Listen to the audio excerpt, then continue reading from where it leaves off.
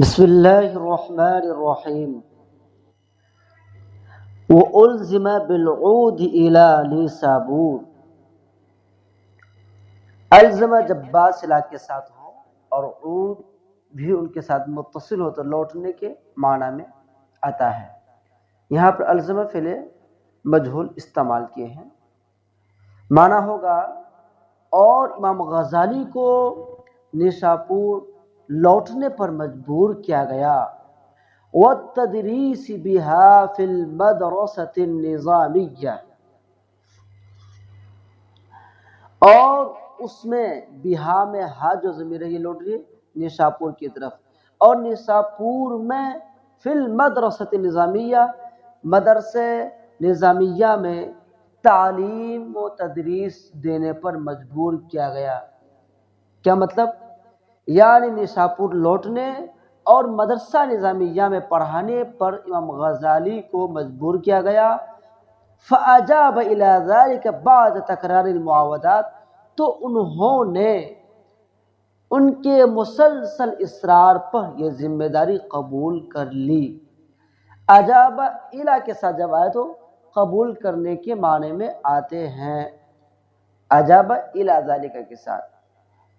اور تکرار المعاودات کا لفظی معنی ہے بار بار واپسی، اسی کے معنی ہم لوگ کی ہے مسلسل اصرار، یعنی جب نیشاپور والوں نے بار بار انہیں آنے پر ضد کیا، اصرار کیا، تو وہ پھر مجبور ہوئے اور نیشاپور لوٹے اور وہاں پر آ کر کے انہوں نے مدرسہ نظامیہ میں تعلیم و تدریس کے فرائض انجام دیے۔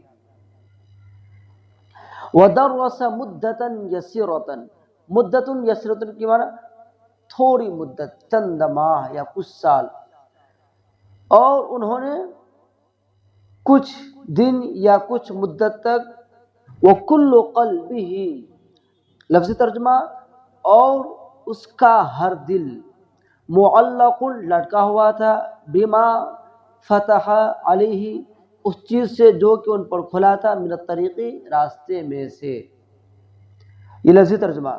اور اب اس کا دوسرا ترجمہ یہ یاد کر لیجئے، اور ان کے دل کا ہر گوشہ، ہر حصہ تو سلوک و تصوف کے راستے پر لٹکا ہوا تھا، یعنی ان سے منسلک تھا۔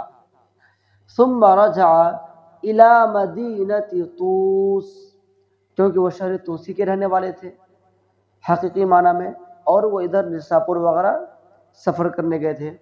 پھر وہ شہر طوس لوٹے۔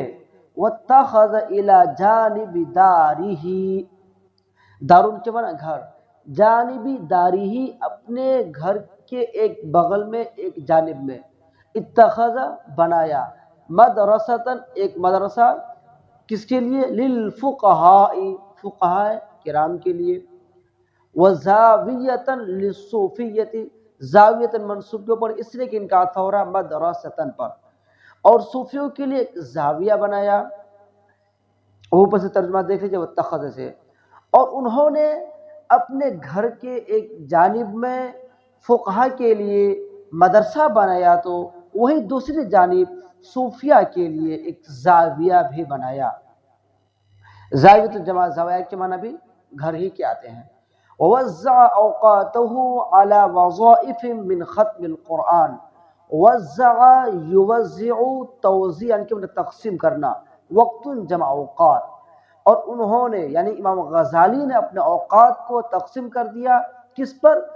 ختم قرآن کے وظائف پر، ومجالسۃ ارباب القلوب، مجالسہ کیوں پڑھے؟ اس لیے کہ ان کا عطف ہو رہا ختم القرآن پر۔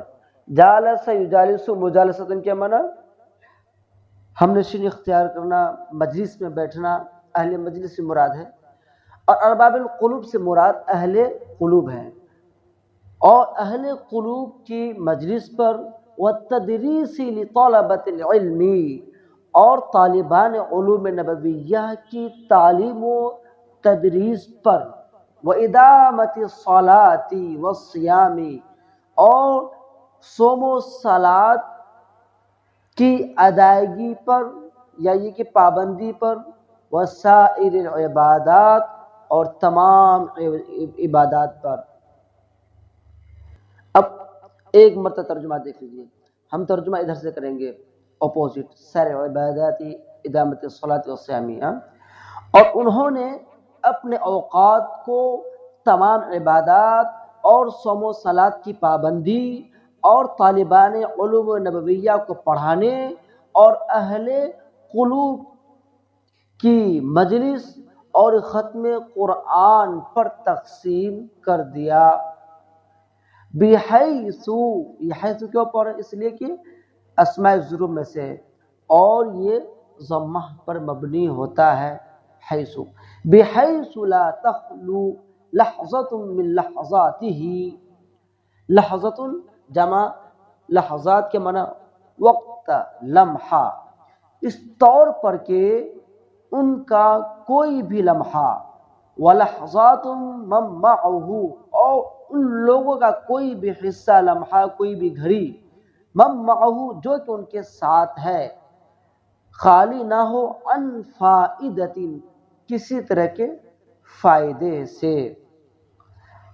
پھر سے ترجمہ دیکھیے، یہ تو لفظی ترجمہ تھا، اس طور پر کہ ان کا خود کا کوئی بھی حصہ اور لمحہ اور ان کے ساتھیوں کا بھی کوئی حصہ فائدے سے خالی نہ جائے۔